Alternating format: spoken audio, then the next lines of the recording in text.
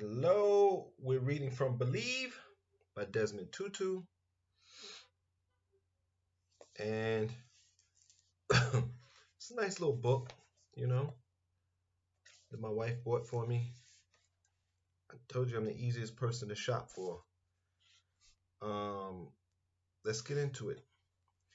The photograph is black and white, and it is taken from low down in a crowd so that the figure of Desmond Tutu is etched against the sky.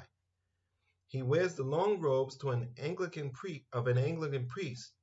His eyes are shaded by dark glasses. He stands, his arms thrown out like a martyr, nailed to an invisible cross.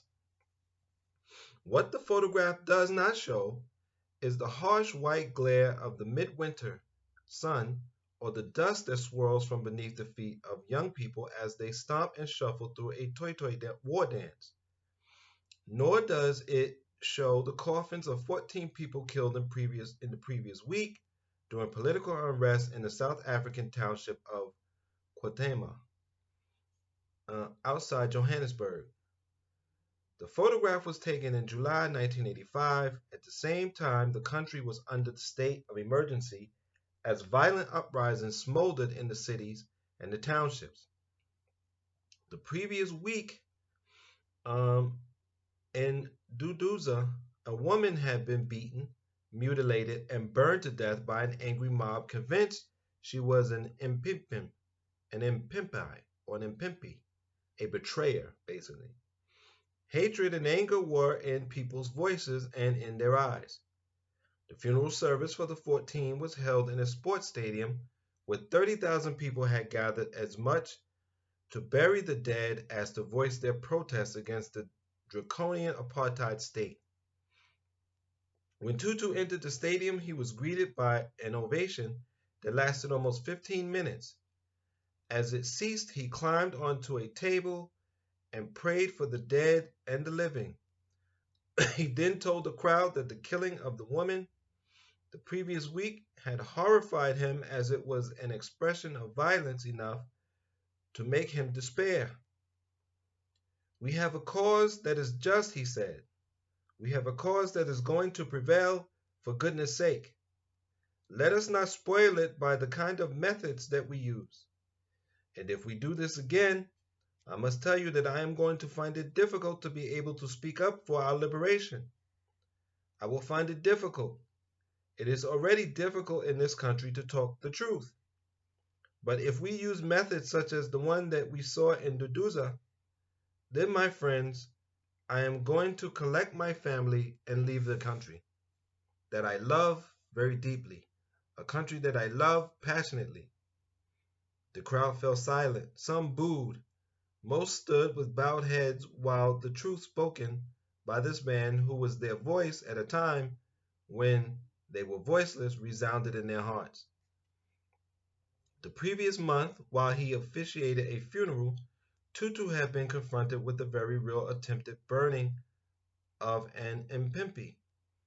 Youths, angered by the presence of a policeman, had overturned and set fire to the officer's car, beaten him to the ground, and doused him with gasoline.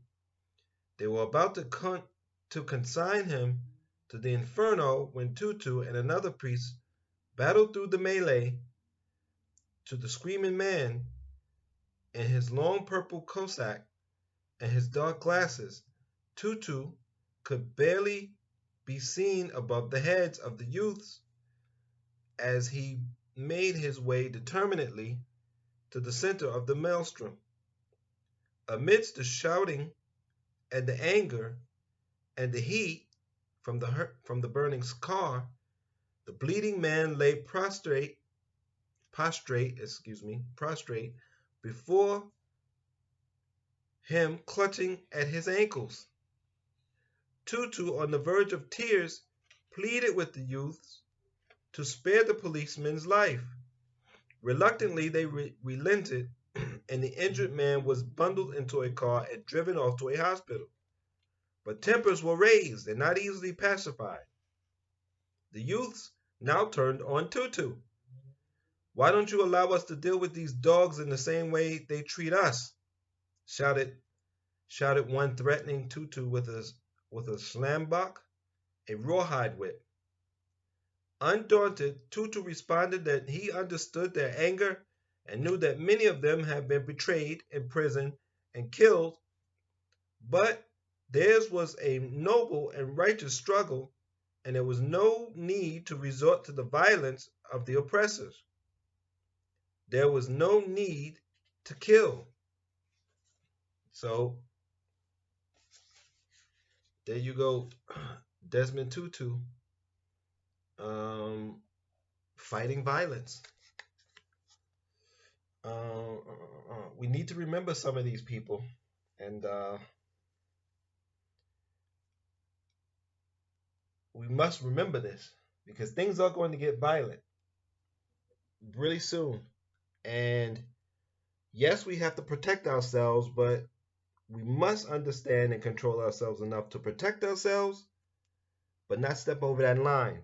Because, quite frankly, I think when people do violent things against us, including language, they want us to lose control. So you have to be careful.